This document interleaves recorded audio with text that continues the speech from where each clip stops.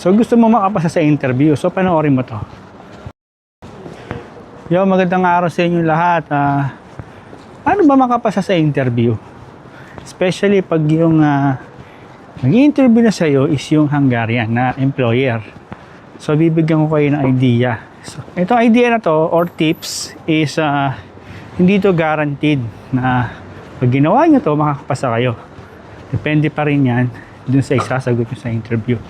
Pero somehow itong ituturo ko ano na rin to, parang points. Dagdag points na rin yun sa inyo pag ginawa nyo itong sinasabi ko. So gusto mo makapasa sa interview, so panoorin mo to. Alright, so yan na nga. Pag ikaw na yung naka-line up, diba naka-line up ka na, paupo ka na siguro. Or kung hindi man yan personal, naka-online ano lang kayo, online interview. So unang gagawin mo is batiin mo sila sa lengguwahe nila. Halimbawa, kumusta, gano'n. Or hello, kumusta, gano'n. Isulat mo sa papel. Isulat mo is siya, hello. Gano'n lang kasimple, siya, hello. Ngayon bago pa mag-umpisa yung interview, yun na kaagad yung sabihin mo, siya, hello. Alright. Pangalawa, pagtapos ng interview, sabihin mo sa kanya is Köszönöm szépen. Ayun. Köszönöm szépen yung sabihin mo. Ibig sabihin ng Köszönöm szépen, thank you very much. Ayun ibig sabihin nun. Bakit ko ba sinasabi to? Pagka kasi ginawa mo yung mga sinabi ko, dagdag points yun sa kanila. Kasi alam niyo ba yung mga Hungarian, natutuwa yun sa mga foreign workers or kaya foreigner tulad natin na pinag-aaralan na natin yung lengguwahe nila kahit hindi ka pa nakakapunta ng Hungary. So dagdag puntos yun kasi nakikita nila nag-e-effort kang matuto ng language nila.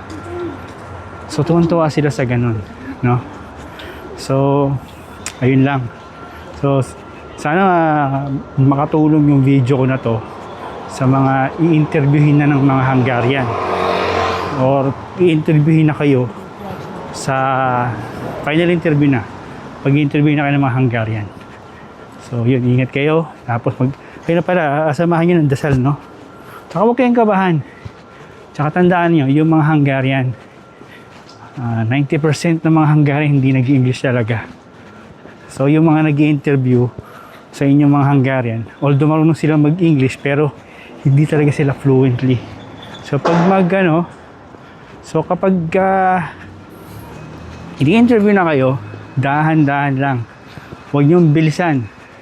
Bakit? Kasi pagka binilisan nyo mag-English, hindi kayo maintindihan ng Hungarian. Totoo yun. So ang gawin nyo, dahan-dahan lang kayo mag-English. No? Dahan-dahan lang. Slowly but surely. No? Kasi pagka binilisan mo, baka mautal ka pa eh. Baka kasi isipin itong papakitang gilas, utal-utal naman, di ba? So, dahan-dahan lang. Be confident, eye-to-eye contact, tapos nakangiti. So, before and after ng interview, dapat nakangiti ka. Tapos yun nga yung sinabi ko sa'yo.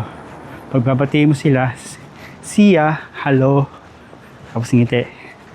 And then afterwards, pagtapos ng interview, huwag makakalimutan to. Köszönöm szépen. Köszönöm szépen. Sulat mo sa papel yan, ha? Or